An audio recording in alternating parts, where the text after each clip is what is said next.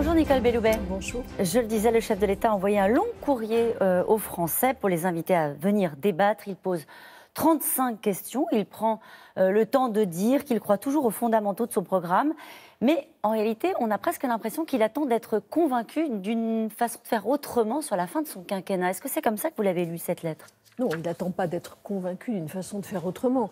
Il s'est engagé il y a quelques semaines à mettre en place ce grand débat qui est à la fois un temps de réconciliation finalement entre les Français qui pour certains sont exprimés par la violence, qui pour d'autres ont envie que des choses évoluent. Donc c'est un temps de réconciliation et c'est un temps d'action, de promesse d'action.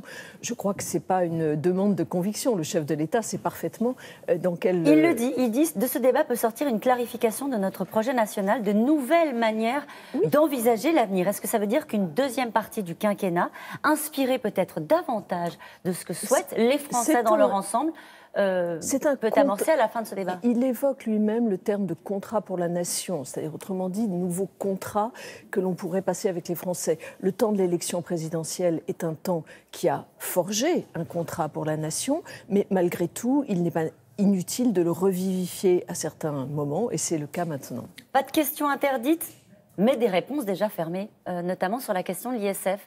Alors, effectivement, nous avons un souhait qui est de relancer l'économie, de vivifier l'emploi, ce qui est la condition première pour que la vie de la nation soit positive. Et donc, pour cela, des mesures ont été prises, notamment en matière fiscale. Mais vous observerez que dans la lettre, il y a également le mot de recherche de la justice fiscale. Que faut-il faire pour que, au fond, l'impôt soit juste? Et donc, il y a d'autres solutions qui sont possibles.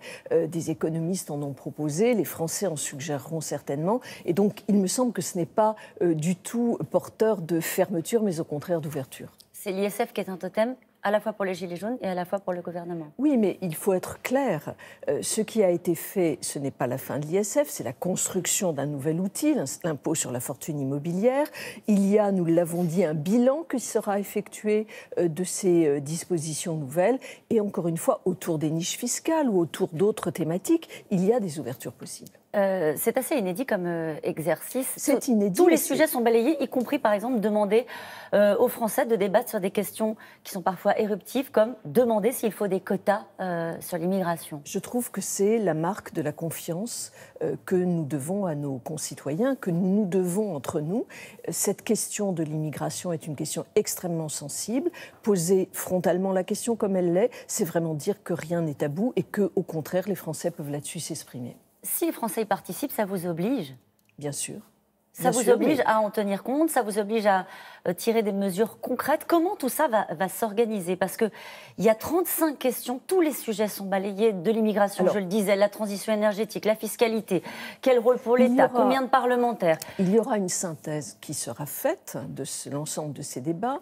Le président de la République avait, au moment de la campagne présidentielle, également pris des engagements. Par exemple, je vous parlais là à l'instant de la réduction du nombre de parlementaires, enfin de combien de parlementaires. Il avait pris des engagements, il avait marqué des positions. Bref, tout cela sera retraité. Il ne faut pas oublier les représentants de la nation que sont les parlementaires, qui jouent aussi un rôle dans notre pays, c'est très important. Donc tout cela sera travaillé pour que des propositions nouvelles puissent émerger. Qui va l'organiser? Le débat? Oui. Eh bien, pour remplacer Chantal Joanneau, notamment. Non, mais faut-il un référent unique? Je ne suis pas certaine que ce soit une obligation. Il faut des garants sur l'impartialité, sur la neutralité, des garants éthiques, des personnalités qui pourront garantir que ce débat est transparent, éthique. Nous n'avons aucun intérêt à ce qu'il en aille autrement, au contraire. Donc, il peut y avoir des garants, pas forcément une personne unique. Le Premier ministre va parler tout à l'heure et il présentera l'ensemble de ce panel. Mais nous voulons effectivement un débat transparent, un débat qui soit clair, où les Français puissent se retrouver. Vous avez des doutes sur le fait que ça marche? Sur le fait que les Français, tous les Français viennent participer à ce débat? Non, mais tous les Français, ça veut dire quoi? Non, pas tous les Français. C'est-à-dire que j'entendais par là, d'une part, les Gilets jaunes, mais l'ensemble des Français, dans leur diversité. Je ne vois pas pourquoi ils ne le feraient pas. C'est une occasion unique, c'est une occasion qui montre la vitalité de la démocratie. Et à l'heure où certains d'entre nous réclament davantage de démocratie participative, eh bien, voilà une excellente occasion de s'y livrer et de vraiment se confronter à ce processus. Mais vous leur dites ce matin, vos propos seront entendus, il y aura des mesures concrètes, peut-être même un infléchissement. Bien sûr, une inflexion du programme. Il n'a jamais été question d'autre chose. Il n'a jamais été question d'autre chose.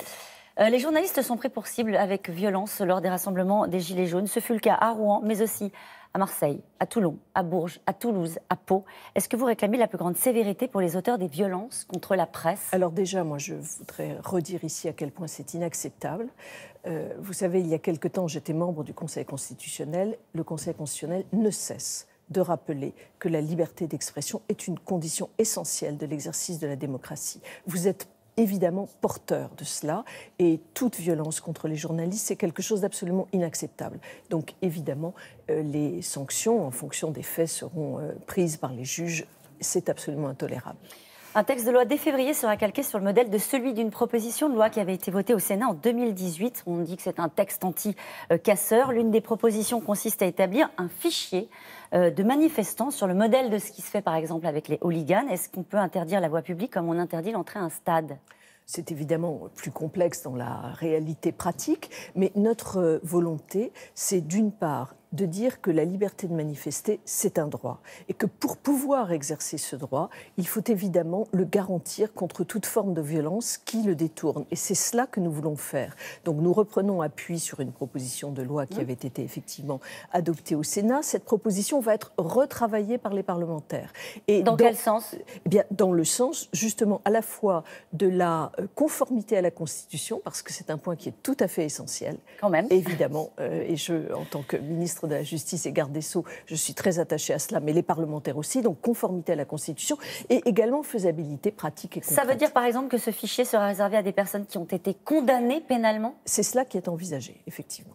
Ça sera un fichier administratif ou un fichier judiciaire ? Alors écoutez, là, à ce stade, nous ne sommes pas... le texte va... Il y a beaucoup d'inquiétudes, vous comprenez bien, sur l'idée d'interdire le droit de manifester, d'interdire la manifestation. C'est la raison pour laquelle moi je compte beaucoup sur le travail qui est actuellement en cours entre le ministère de la Justice et le ministère de l'Intérieur et sur le travail que les parlementaires vont pouvoir faire. Une toute dernière question. Une mobilisation nationale aura lieu demain. Avocats, magistrats, greffiers, personnel de justice se mobilisent alors que le projet de loi justice est examiné. Ils demandent le retrait d'une réforme qui éloigne les citoyens de leur justice. Et alors là, on se dit, on est pile poil dans la revendication des Gilets jaunes. C'est inexact. C'est inexact. Cette réforme n'éloigne pas le justiciable. Au contraire, elle le rapproche puisqu'on maintient l'ensemble des tribunaux dans tous les lieux où ils existent, dans leurs compétences, avec même pour les tribunaux d'instance des compétences qui pourront être accrues. Donc c'est inexact de dire qu'il y a un éloignement du justiciable. Merci beaucoup, Nicole Belloubet-Stavolin.